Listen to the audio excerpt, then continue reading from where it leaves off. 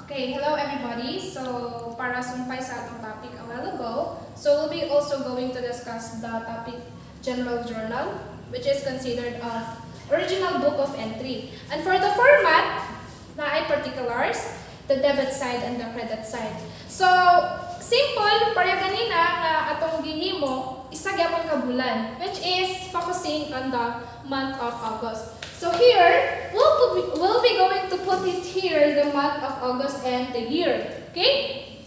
So next is, atong i-analyze ang transaction. So first transaction is, invested the following, cash. First is cash, which is amounted to 190,000. And office furniture for, ako na lang siyang ikuan ha. Basta office furniture ni siya, which is amounted to 80,000. So do not forget that the debit is also known as the value received, and the credit side is also known as the value parted with. So the total money capital is amounted to 270,000 pesos. So just simply add 190,000 plus 80,000. So the result is 270,000. So muna ang capital ni Monet. So now let's move to second transaction. So for the second transaction, purchase various beauty supplies on credit 5,000.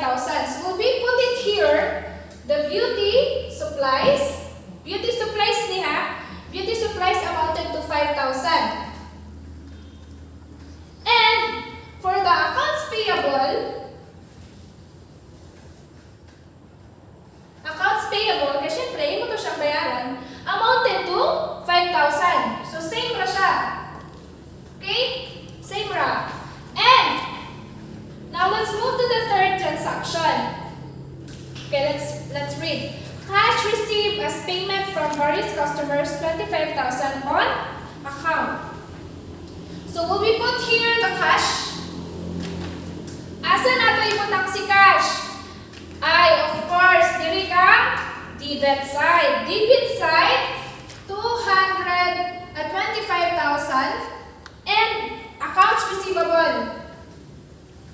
Accounts receivable, diri siya sa value parted with, which is the credit side. Same amount, 25,000. Naglibog, wala. Okay, kabalo ko, wala naglibog. Okay, let's move to the next transaction. So, rendered services to beauty pageant contestant of the locality, 50,000 on account. So, saman, naatay accounts receivable. Accounts receivable is amounted to 50,000 pesos.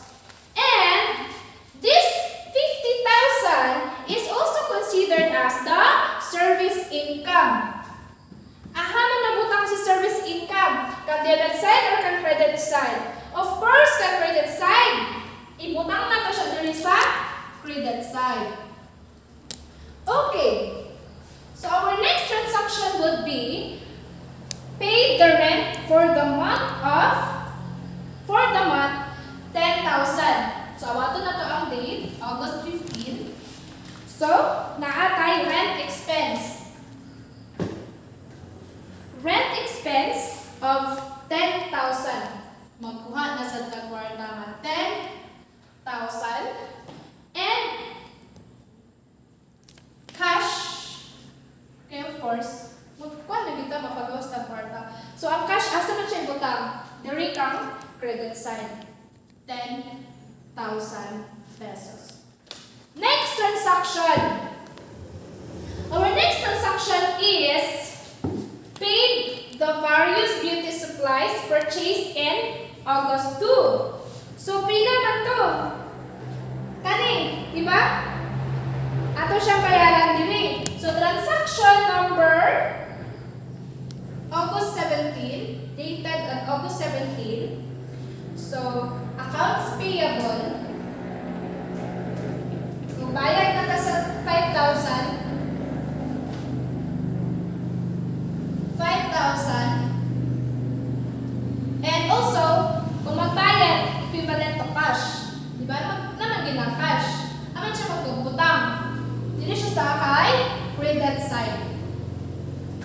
Okay, are you following? So the next transaction would be August 20.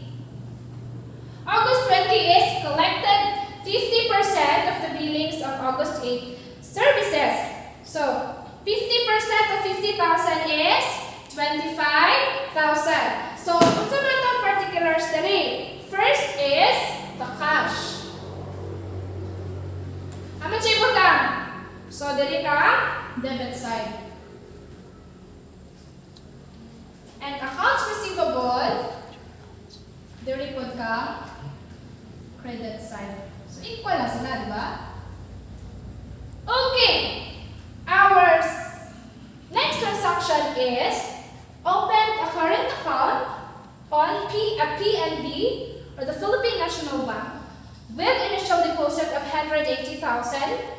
Two remaining cash on hand remains in the office. So now, magbutang ta diri ang date, August 28, and cash for amount of 180,000 and Monet capital.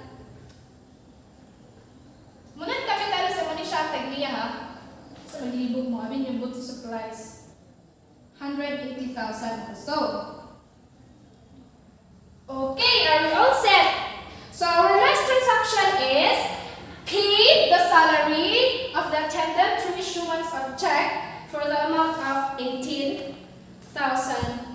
pesos. Okay, our last transaction is August 30. So salary and wages expense amounted to 18,000. So under sa yung credit side, we will just put it here, the cash. As what I have said, credit side. So we're just going to put it here, the amount. Okay, so nga nilang si General Journal. Kinaputang nimo siya sa debit side o sa credit side.